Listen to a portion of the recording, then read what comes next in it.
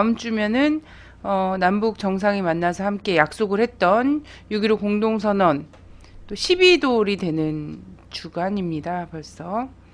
근데 그 60항쟁도 그렇고 6.15 공동선언도 그렇고 그 의미가 참 무색하고 어찌 보면 굉장히 부끄러운 시절이 아닐 수 없습니다. 지금 뭐 남북관계 그리고 이 사회의 민주주의 이런 것들은 60항쟁에서 일궈냈던 소기의 성과 이런 것마저도 무너뜨리고 있고, 그리고 6.15 공동선언으로 회복했었던 남북관계 완전히 무너져버리고 오히려 몇십 년 전으로 퇴보했다 이런 얘기를 듣고 있을 뿐만 아니라 당장 이번 주나 다음 주에 전쟁이 터질 수도 있는 상황이 돼버렸습니다. 그래서 우리 국민들이 굉장히 하루하루 불안하고 힘겨운 나날을 보내고 있는데요. 채널 615에서는 이 지금 전쟁 위기와 관련해서 북에서 보낸 공개 통첩장 내용과 그 뭐 배경이라든지 전망에 대해서 알아보는 시간 갖도록 하겠습니다.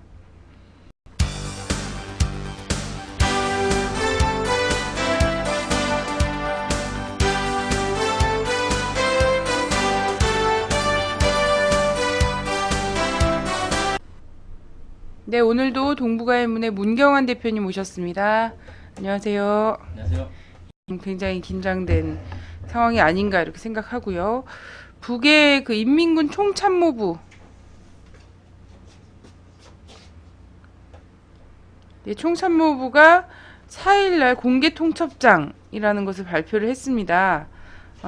이 공개 통첩장 내용이 어떻게 되죠? 네, 일단 네. 제목은 네. 역적 패당은 스스로 최후의 선택을 해야 한다라는 제목으로 발표를 했어요. 네, 최후의 선택을 하여야 한다. 그래서 이게 사실상 뭐 최후 통첩 아니냐, 뭐 이렇게 이제 언론에서는 보고 있고요. 네. 그 내용을 보면 일단 그 조선소년단 창립 66돌 경축 행사와 관련해서 좀 발표가 된 것 같습니다. 그 지금 그러니까 평양에서 지금 지금은 끝났겠네요.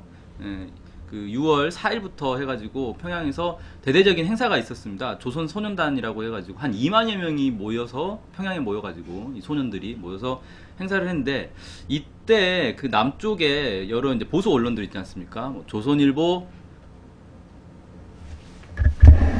죄송합니다. 네.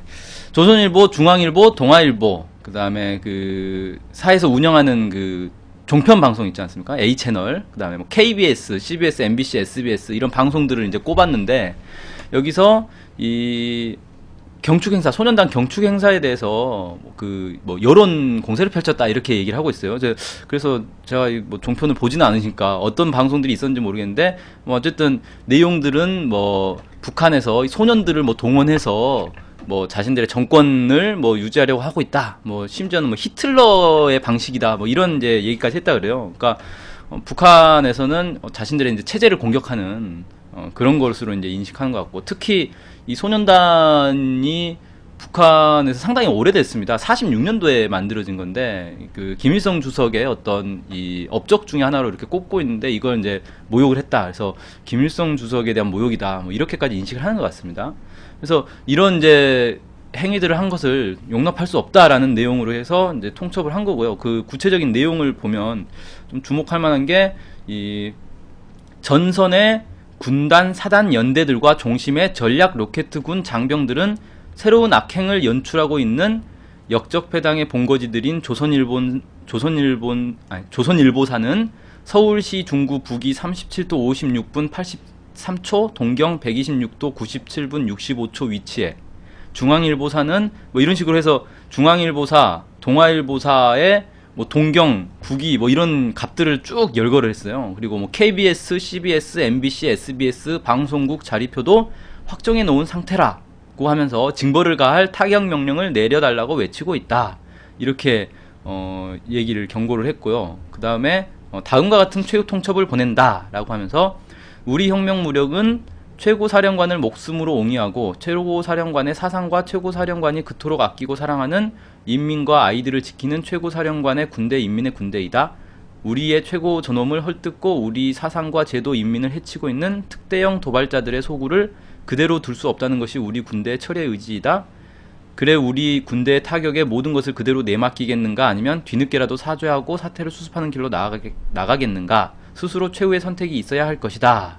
이렇게 해서 결국은 사죄하든지 아니면 그냥 공격을 당하든지 둘 중 하나를 선택해라라고 최후 통첩을 보냈습니다. 그래서 만약 우리 군대의 분노의 폭발에 무모하게 도전한다면 우리는 이미 포고한 대로 우리식의 무자비한 성전으로 대답하게 될 것이다. 우리는 모든 것이 다 준비되어 있다. 시간은 무한정 차려지는 것이 아니다. 라고 해서 한정없이 기다리지도 않고 우리는 준비가 다 끝났기 때문에 빨리 결단을 내려라. 뭐 이런 식의 이제 이 통첩을 보내왔습니다. 네. 사실 제가 뭐 여러 가지 정치 행사와 이런 것들이 있는데 설마 소년단 경축 행사와 관련해서 남북의 이런 차이나 이런 것들이 이렇게까지 좌표 설정까지 비화될 거라고는 진짜 상상 못 했거든요. 그렇죠. 예. 소년단이면 7살부터 한 18살 이 정도의 아이들이 13살까지. 13살? 예. 소년이 7살부터 굉장히 13살. 어리군요. 네. 네. 청소년은 아닌 것 같아요. 아, 아동들 네네. 중심으로 되어 있는 것 같아요. 그러니까 그 아이들의 그 소년단 창립, 그 46년도에 창립이 됐으면 사실상 국가가 만들어지기 전이잖아요. 그렇죠. 예, 먼저 건설이 된 거죠. 우리가 흔히 보는 이제 북녘의 아이들의 그 빨간 이 스카프? 손수건 같은 것들을 이렇게 묶고서는 이렇게 이런 식으로 인사하는, 그죠? 네네. 뭐 항상 준비 이런 식으로 인사하는. 남쪽에서는 보이스카웃이나 뭐 이런 데가 소년단이 아람단? 있지 않습니까? 네, 예. 그런 거랑 좀 아람단. 비슷한 예, 개념이다. 개념이겠죠. 예. 그 사회에 특색 있는 어떤 소년들 모임이고, 제가 보이스카웃이나 이런 데 활동을 못 해봐서 모르겠는데 보이스카웃들도 보이스카웃 창립 대회나 이런 것들을 좀 대대적으로 하죠. 아마 하는 걸로 알고 있어요. 예. 그 뭡니까 짐보리 대회인가? 뭐 그런 것도 예. 세계적인 뭐 보이스카웃이 세계적인 조직이니까 뭐 네네. 그런 것도 하는 걸로 알고 있습니다. 그래서 나름대로 이제 캠프도 가고, 네. 그죠? 캠프 야영도 하고, 예, 많이 야영하고 이런 데에서도 많이 합니다. 예, 강원도에서 크게 한다고 하네요. 네. 예. 그 북한에서도 이 소년단들이 이렇게 정기적으로 야영을 많이 다니나 보더라고요. 제가 네. 그 사진도 봤는데 뭐 아이들이 그 모닥불 피우고 그 위에 냄비 올려놓고 뭐 국 끓여 먹고 이런 장면들도 많이 봤고 그런 거 그러니까 남쪽에서 뭐 야영하는 거랑 크게 다르지 않은 것 같아요, 문화가. 예, 그래서 여기 경축 행사를 이번에 아마 서울 아니 평양에서 대대적으로 했나 봐요. 네. 그래서 그 소년단의 이제 대표단이나 이런 사람들이, 이런 아이들이 쭉 모여갖고 행사하는 걸 갖고 빈정빈정 거렸나 보죠? 예, 뭐 히틀러 얘기까지 나왔으니 참 솔직히 이제 좀 아니 근데 너무 한 나라의 그 과도하게 소년단, 각 나라마다 뭐 한국 같은 경우는 아람단, 누리단, 아람단 이런 것들이 있는 거고요. 한국식 이름으로 보이스카웃을 한국식으로 하나 만든 거잖아요. 그렇죠. 이제 북도 나름대로의 소년단을 만든 거예요. 46년도에 이렇게 만들어갖고 이렇게 빨간 스카프들 다 같이 공통적으로 하고, 우리 보이스카웃들도 전부 제복 있잖아요. 무슨 딱. 스카프 같은 네. 거 하고 막 이러고 다니잖아요. 호루라기도 주머니에 넣어갖고 다니고. 뭐 이런 것처럼 하고 다니는 그 행사인데 그 행사를 시비를 한 거죠. 사실 뭐 어른들로서는 할 일이 아니었네요. 사상에 어떻고 저떻고 간에. 네. 이 애들 학생들, 행사에다 대놓고 그런 대놓고 이런 걸 했고, 이제 결국은 근데 그것이 이렇게 공개 통첩장까지 오는 상황까지 벌어졌다는 거예요. 그전에도 언론사 위치와 관련해서 대략적으로 중구, 종로구, 영등포구, 네. 예, 여기를 지금 뭐 조준하고 있다 이런 얘기들은 하지 않았습니까? 그렇죠. 그래서 그쪽에 사람들이 농담 삼아 그쪽으로 우리 가지 맙시다. 그 근처는 뭐, 예, 그 동아일보사가 특히 청계천 바로 앞에 있어서 뭐 촛불 네네. 집회를 하다가도 불안해서 예.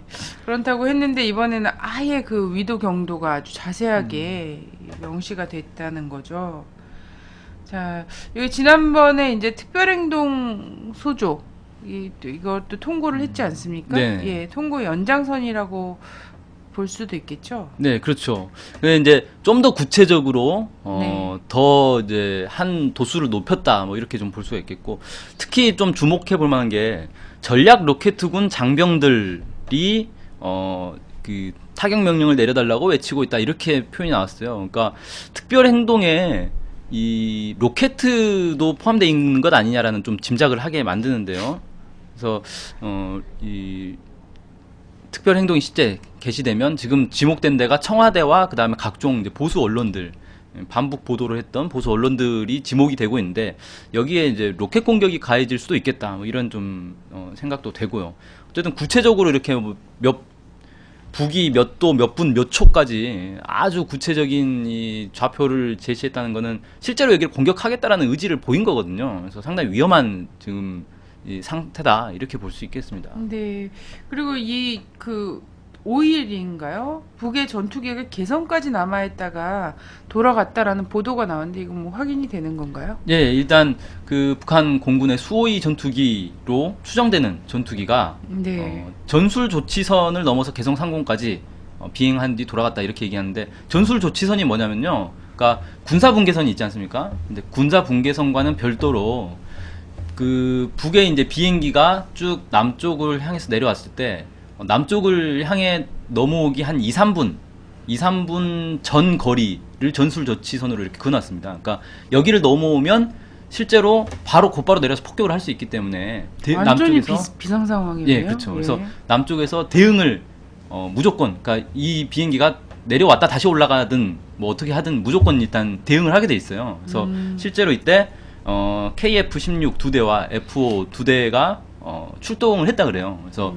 만에 하나라도 군사분계선을 바로 내려와 버릴 수 있기 때문에 출동을 했는데 내려오다 다시 뭐 개성 상공에서 다시 돌아갔다 뭐 이렇게 얘기가 됩니다. 그러니까 일단 전투기들은 이제 속도가 빠르다 보니까 상당히 그 군사분계선 근처만 와도 상당히 위협이 되는 거죠. 네.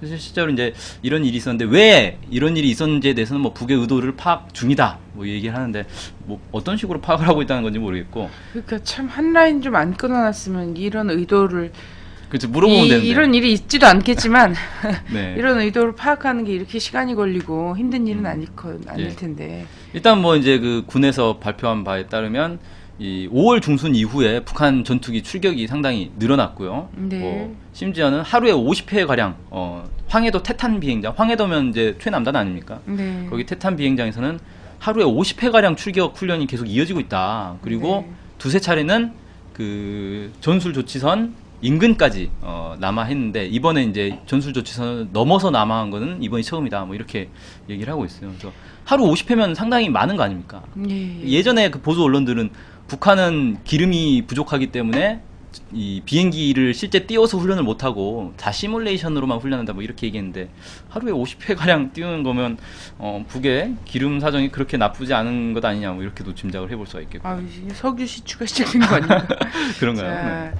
그러면 이게 지금 공개 통첩장이 발표된 것이 4일이었고요. 네. 예, 그리고 이 개성까지 남아있다가 돌아갔다는 요게 이제 5일이었지 않습니까? 네. 이게 계속 이제 이어진 셈인데요.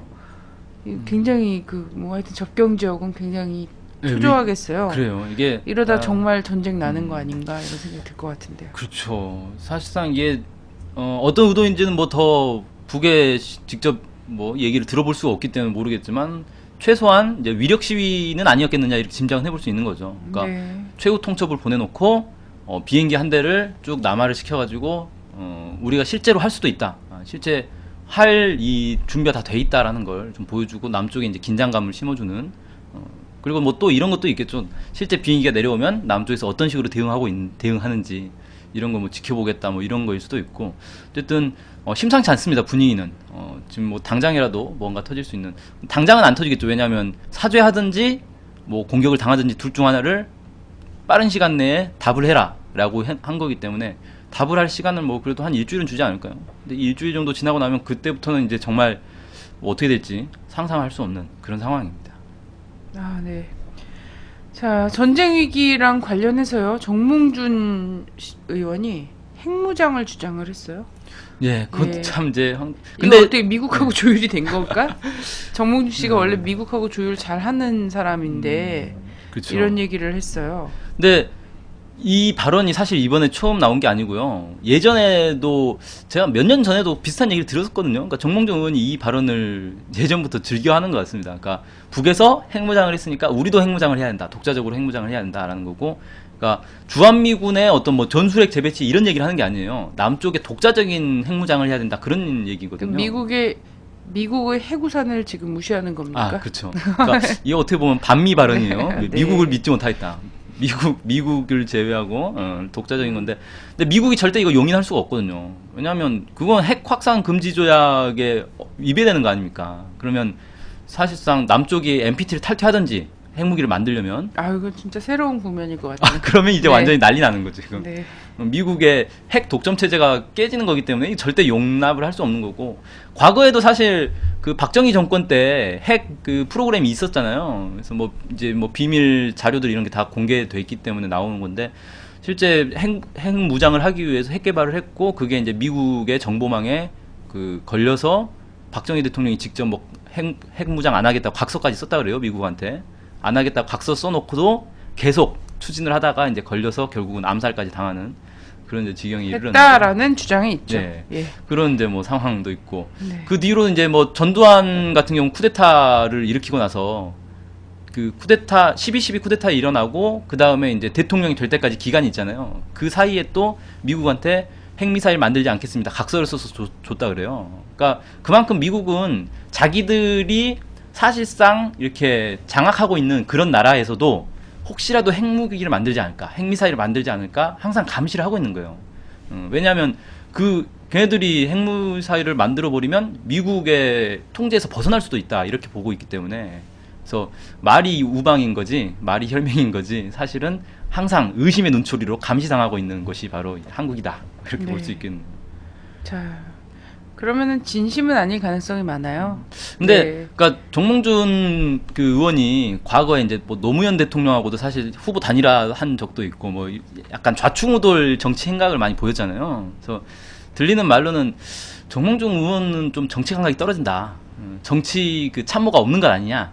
뭐 이런 얘기도 있고, 그래서 지금은 박근혜와 이제 대권 경쟁에 있는 상황이기 때문에 뭔가 차별성을 보이기 위해서 약간 좀 과도한 발언들을 뭐 남발하고 있는 거 아니냐, 있다. 뭐 그런 건데, 이런 측면에서도 볼 수 있어요. 뭐냐면은 미국이 사실 핵국 우산을 보장을 하고 있기 때문에 정부 입장, 한국 정부 입장에서 독자적인 핵무장을 할 필요는 없는 거거든요.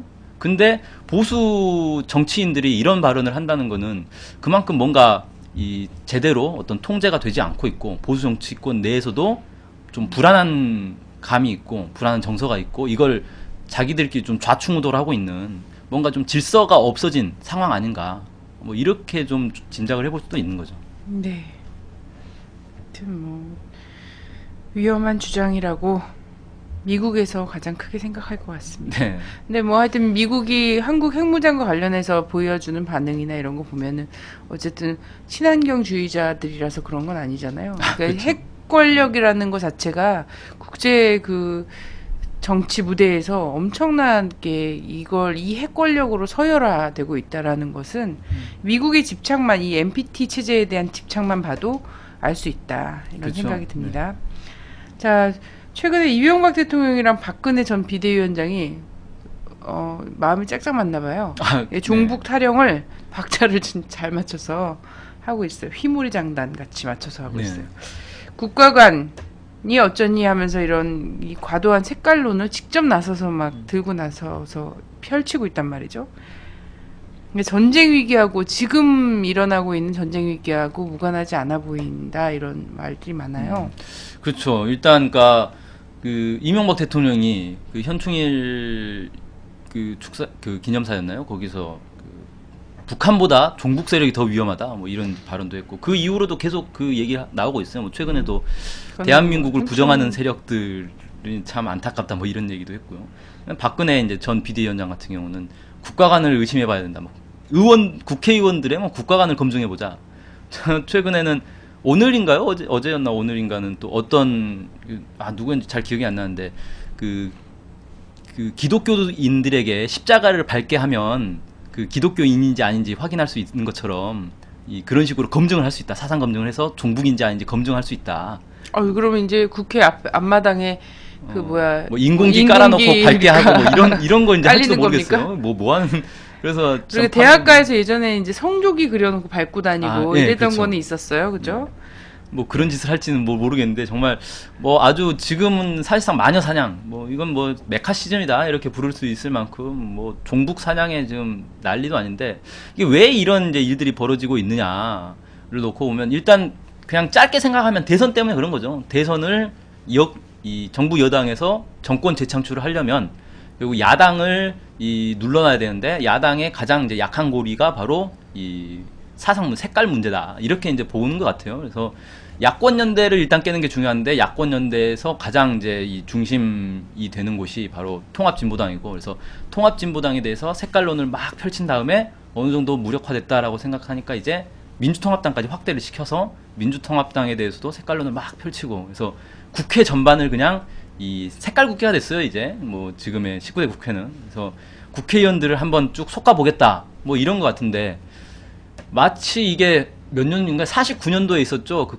국회 프락치 사건 그걸 이제 연상시킨다는 거예요. 그래서 뭐 그때는 이승만 정권이 그 뭡니까 반민특위 활동 때문에 친일파들이 막 색출을 당하니까 거기에 이제 불만 세력들이 막 생겨나고 그래서 이걸 무마해봐야겠다라고 생각돼서 반민특위를 이렇게 적극 주장했던 의원들을 싹 묶어가지고 간첩들이다 라고 해가지고 프락치 사건 일으킨 거 아닙니까? 뭐 이렇게 해가지고 뭐 국회의원들을 싸그리 다 잡아가고 그랬는데 지금도 뭐 그런 분위기로 지금 가고 있어요. 뭐 일각에서 들리는 얘기로는 지금 뭐 공안 쪽에서는 그 국회 뭐 지금 딱 핵심이 되고 있는 이석기 김재현 그 의원을 중심으로 해서 조직 사건을 준비 중이다 뭐 이런 얘기가 심심찮게 들려온다 그래요 기자들 내에서.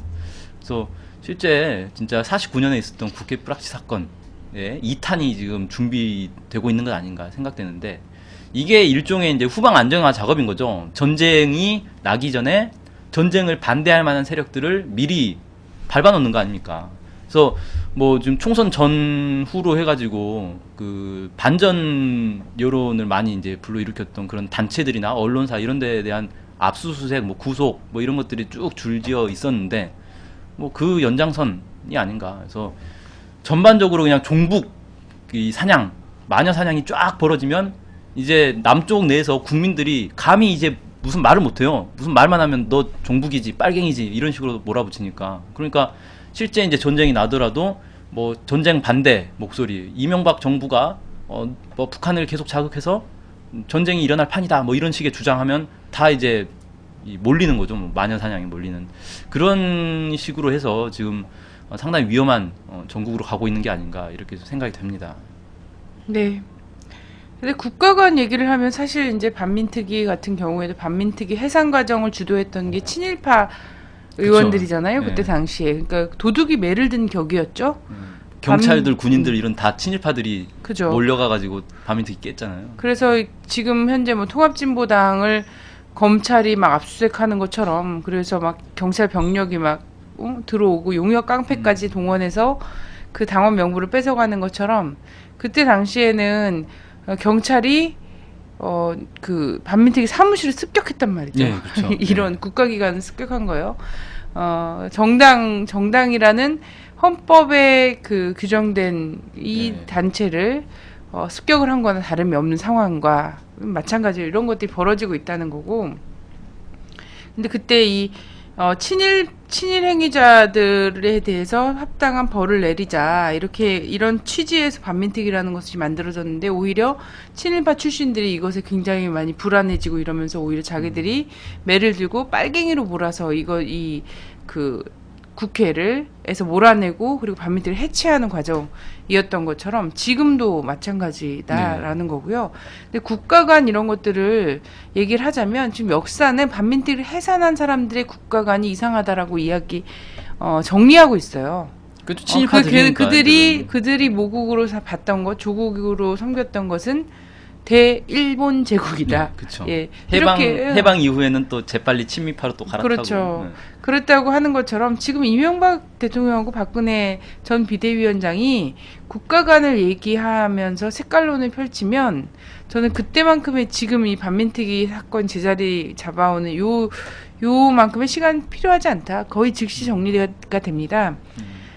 이 사람들이 국가관 당신의 국가관은 어떻냐라는 예. 거예요. 이 사람들이 국가관 얘기할 자격이 없죠. 아니 이명박 대통령은 지금 집권 4, 5년 동안 지금 다 보여줬어요. 여실히 뼛속까지 친일칩니다라는 것을 본인이 뭐 시작하자마자 형을 보내서 미 대사관에 보내서 이미 워딩으로 그렇게 했고 그렇죠. 뼛속까지 친일칩니다라고 얘기했고 그간에 펼친 정책과 관철하고 국민의 의사와 반해서 관철했던 모든 것들이 이 사람의 국가관은 한국이 아니라 코리아가 아니라 일본과 미국에 가 있구나 라는 것을 자신의 삶과 실천으로 보여줬단 말이죠.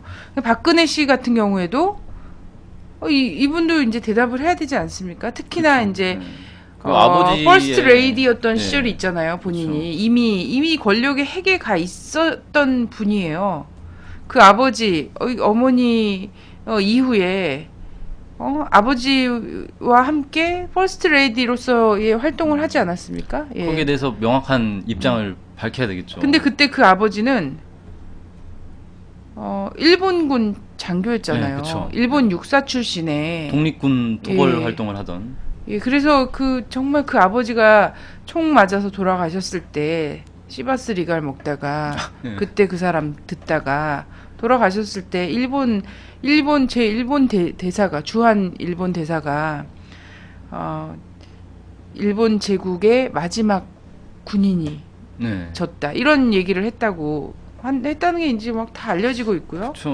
뭐 청와대에서 일본 군가 틀어놓고 뭐 노래를 부르고 일본 그 뭡니까 만주 군관복 입고 칼 차고 돌아다니고 청와대 뒤뜰에서 뭐 그랬다는 뭐 얘기들 예. 뭐 다 언론에 나온 그런 거죠. 얘기들까지 있고요. 그리고 뭐 그런 거죠. 그리고 일본의 예. 군대에 가기 위해서 혈서를 썼다는 이런 일본 신문 기록까지 나와 있지 않습니까? 예. 만주 신문이죠. 네. 예. 그러니까 사실 박근혜 전 비대위원장이 국가관 얘기를 하려면 자신의 네. 국가관부터 먼저 공개를 하고. 예. 그래서 아니 오히려 논란 붙을수록 손해인데 왜 그런지 난 이해할 수가 없어요. 5.16 쿠데타에 대해서 어떤 입장인지 유신 독재에 대해서 어떤 입장인지 한번 입장을 얘기해 보라는 거예요. 그리고 요즘처럼 이제 인터넷이나 이런 게 다 있을 때는요. 옛날에는 쟤 빨갱이야. 나는 애국자라고 주장하고 막 언론이 막 선동하고 이러면 다 속아 넘어갔을지 모르지만 지금은 그렇지 않단 말이죠. 그쵸. 무슨 소리야? 누가 누구를 보고 애국자래? 네. 라고 사람들이 다 알아. 이런 것들 다 안단 말이에요. 그래서 오히려 이런 부분에서는 입을 참 다물고 뭔가 좀 반성하는 포즈를 취하고 이렇게 하는 것이 더 유리할 것 같은데 아직은, 아주 과도하죠 예, 지금 뭐 아직 그런 이미지 메이킹하는 참모가 없는 것 같습니다. 제가 보기에는 안타깝습니다. 자, 그래서 통합진보당 사태에 관련해서도 좀 얘기를 해보면요. 이게 뭐 색깔론이 지금 광범위하게 퍼지고 있어요. 뭐 저도 일찍이 예상을 했습니다. 통합진보당은 빨갱이 몰이하기에 좋은 소재들을 통합진보당 안에서 찾지 않았습니까? 그쵸. 개인 네. 개별 인사 중에 통일운동가 국가보안법 위반 뭐 전력자들 예. 찾으면 전력자들 찾아냈고 그리고 통합진보당 소위 말하는 여기서 이제 통일운동 예전에 뭐 좀 큰 그룹이었다고 생각하는 데를 무슨 파 이러면서 또 막 마녀사냥을 하고 막 이랬었는데 지금은 이게 이제 민주당 의원들한테까지도 번져가고 그쵸. 이거는 저는 이후에 이제 386 소위 말하는 그쵸. 386 민주당 세력들 내 전대협 세력들이 얼마나 많습니까? 그럼요. 전대협 출신들. 예전 공소장이라든지 수사 기록이라든지 이런 걸 파봐서 일반인들이 놀라지 않을 게 없어요. 다 놀라워요. 네. 왜냐면 굉장히 무시무시하거든요. 무슨 이 사람들이 정말 지하에 모여서 막 우물에 독약을 타고 막 이런 사람들일 것처럼 묘사가 돼 있단 말이에요. 이 사회를 다 뒤집어 버리고 사람들을 막 목을 따고 토벌을 할 것처럼 막 묘사가 돼 있어요. 그거는 김근태 씨 공소장을 보나. 네. 그죠? 검사의 공소장과 판결문은 거의 대동소이했기 때문에 그랬단 말이죠. 근데 그런 것들을 파헤쳐서 마치 기정사실인 것처럼 막 이렇게 보도를 한다거나 그러면서 마녀사냥을 막 하죠. 예, 그런 재물들은 여기저기 널려 있습니다. 국회 안에도 사회 곳곳에도 널려 있어요. 근데 이런 것들이 좀 광범위하게 지금 펼쳐지고 있다라고 합니다.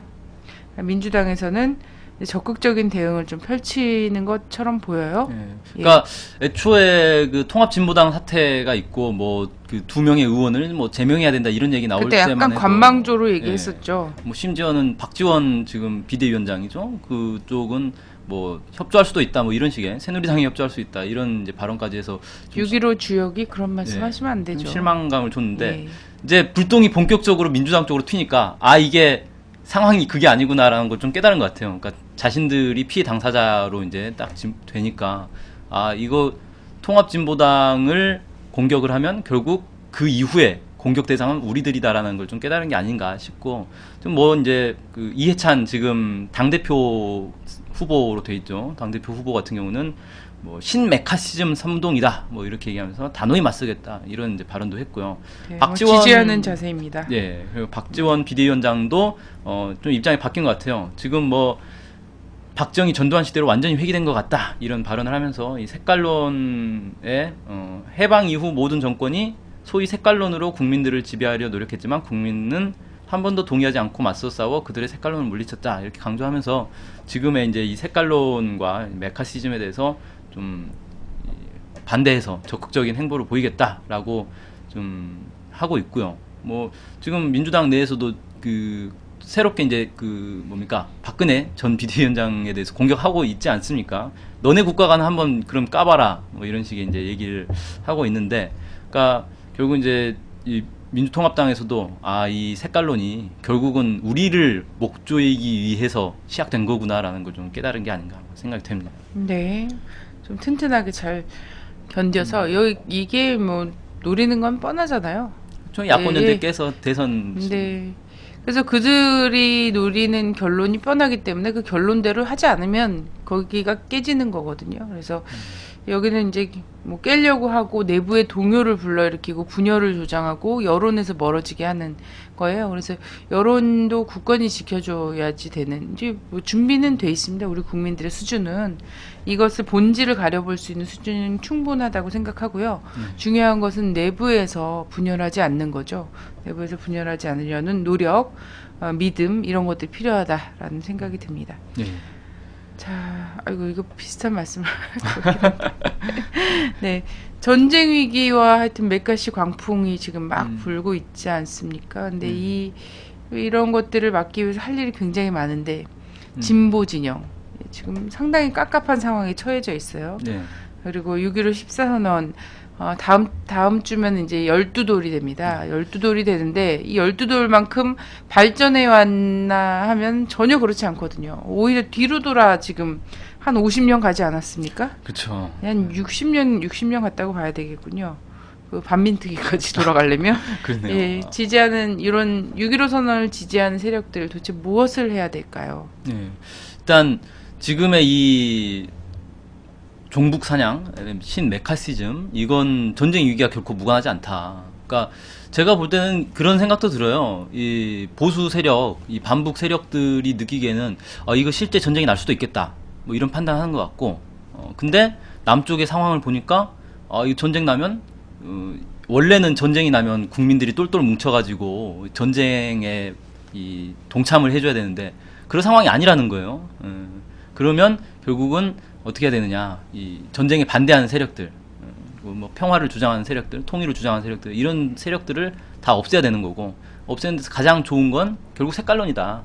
그래서 뭐 종북 사냥에 나서게 된 것 아닌가 이렇게 생각되고, 이걸 마치 이제 소수 몇몇 사람들에 대한 어떤 탄압으로 그렇게 인식을 했다가는 결국은 다 괴멸되고 맙니다. 옛날에 히틀러 나치 시대에 독일의 목사 한 명이 있어요. 이름 니멜러라는 목사가 있었는데 그 사람이 유명한 발언을 했었죠. 처음에 공산주의자를 탄압할 때 나는 공산주의자가 아니기 때문에 방관했고, 그 다음에 노동운동가 탄압할 때 난 노동운동을 하지 않으니까 방관했고, 유태인 탄압할 때 난 유태인 아니니까 방관했고, 마지막으로 이제 뭐 천주교 탄압할 때 나는 개신교니까 방관했고, 마지막에 자기가 잡혀갈 때는 아무도 자기를 위해서 싸워줄 사람이 남아있지 않더라. 뭐 이런 이제 유명한 발언을 했는데 마찬가지다. 지금은 소수에게 공격이 화살이 집중되고 있기 때문에 그 사람들은 진짜 문제가 있었나 보다. 그 사람들은 좀 제끼고 가자. 그래야 나머지가 피해를 덜 받는다. 이렇게 생각하는데 그게 아니라는 거예요. 이게 이제 시작이 돼서 한 명, 두 명 제명하면 그 다음엔 또 우후죽순 계속 나옵니다. 지금 뭐 민주당 내 뭐 임수경 씨를 비롯해서 뭐 옛날 전대협 활동하던 사람들 뭐 줄줄이 다 이제 엮일 수밖에 없어요. 그리고 뭐 통합진보당은 뭐 통으로 다 엮이게 되겠죠. 이런 식으로 계속해서 공격을 받게 된다. 그래서 가장 중요한 건 이 사태의 본질을 정확하게 파악하고, 이게 개개인의 어떤 이 실수나 아니면 개개인의 어떤 잘못에서 비롯된 일이 아니라는 거예요. 전체 이 대선을 뒤집었고 전쟁을 통해서 이 이명박 정부가 자신의 이 집권 위기를 극복하기 위한 그런 큰 틀에서 지금 자행되는 일인 것이지, 뭐 어떤 우발적인 사건에서 시작된 일이 결코 아니다. 이런 걸 정확하게 보고, 지금은 그런 이 신공안 광풍에 맞서서 단결을 해야 될 때라는 겁니다. 괜히 분란을 일으킬 수 있는 그런 발언이나 행위들 이런 것들을 하면 안 돼요. 그러니까 최근에 그 6월 6일이었죠. 그 통합진보당에서 당기위 그 서울 당기위에서 뭐 처리한 그 괜히 이 분란을 다시 만들어버린 꼴이 됐어요. 그러니까 사람들이 그렇게 평가하더라고요. 언론에서 이제 이 민주통합당 뭐 임수경 씨 사건 뭐 이런 것들이 언론에 막 나오다가 다시 또 뒤집어졌다는 거예요. 통합진보당으로 언론의 관심이 쫙 쏠리게 됐다 뭐 그렇게 평가를 하던데 그런 일들을 괜히 그렇게 만들어가지고 그 급하게 일을 처리해서 그리고 또 분란을 만들고 그러니까 지금은 통합진보당도 그렇고 민주통합당도 그렇고 이 내부에서 싸울 때가 아니다. 오히려 단결해서 정쟁을 중단하고 단결해서 이 외부의 이 거센 이 신메카시즘 파도를 어떻게 이겨나갈 것인가 이걸 좀 고민하고 행동에 나설 때다 이렇게 좀 보여지고요. 그다음에 지금 이제 당면에서 전쟁 위기가 상당히 심각하고 이제 뭐 다음 주냐 다다음 주냐 뭐 이런 상당히 위태로운 이제 상황이 됐는데 이 뿌리가 어디에 있느냐?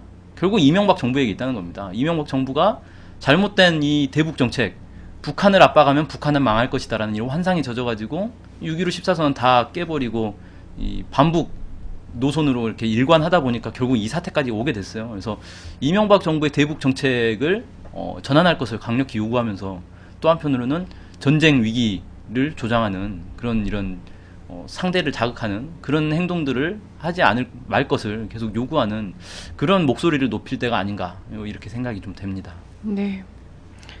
예, 감사합니다. 네, 감사합니다. 통일로 간 사람들로 가시겠습니다.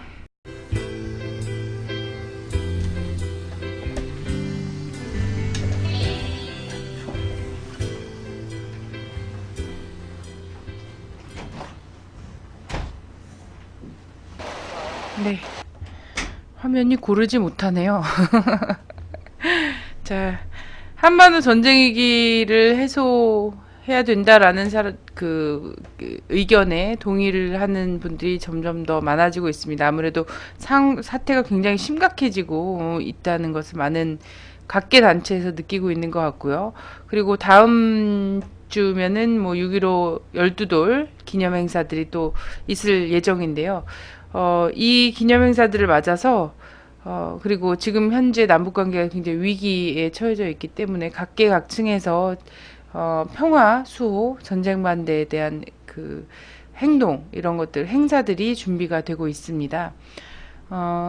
저희가 내일 모레죠. 일요일 날 6월 10일 날 뭐 각종 25돌 관련한 행사들이 서울 시내 곳곳에서 벌어집니다. 물론 지역에서도 그런 기념 행사들이 벌어질 텐데 저희가 그날 6월 10일 날 시청광장에서도 굉장히 많은 일이 있습니다만 일단은 보신각에서 한국진보연대와 통합진보당 공동 주관으로 해서 이 전쟁 반대와 그리고 색깔론 광풍 이 신메카시즘 반대에 대한 그 집회가 12시 30분에 진행이 되니까요. 많은 분들이 또 그 일요일 날 가족과 함께 도심으로 혹시 나들이로 오신다면 평화로운 도심이 계속되길 그 염원하는 마음으로 그리고 진보 정치를 함께 지키겠다라는 그런 마음으로 12시 반에 보신각에서 이 전쟁 반대 평화 수호 그리고 색깔론 광풍을 반대하는 그런 집회에 함께 해보시는 것도 좋을 것 같습니다. 그리고 나서 이제 시청광장에서 여러 가지 60 관련해서 행사가들이 또 진행이 되니까요. 함께 해주시고요. 저희 그리고 주권방송에서 그저께죠. 청년학생 그 6.15 공동위원회 청년학생본부 차원에서 진행한 이 전쟁 반대와 관련한 기자회견장에 함께했습니다. 청와대 앞에서 진행을 했었는데요. 그 기자회견 장면 함께 보시면서 저는 다음 주에 인사드리도록 하겠습니다. 감사합니다.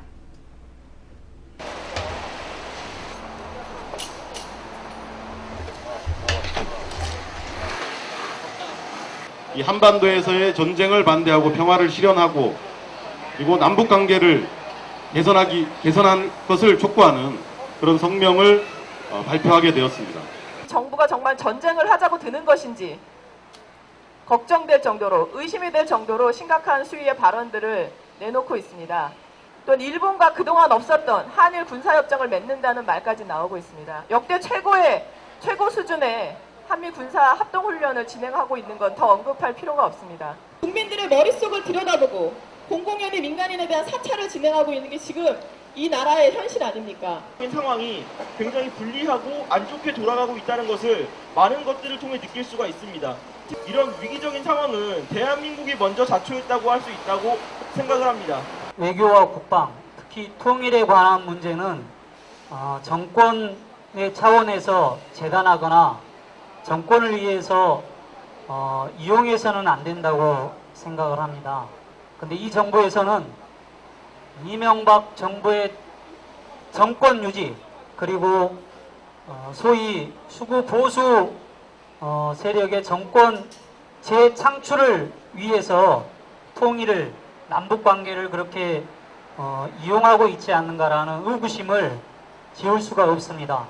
이명박 정부는 전쟁을 불러오는 대북 자극 발언을 즉각 중단하라! 중단하라! 중단하라! 중단하라!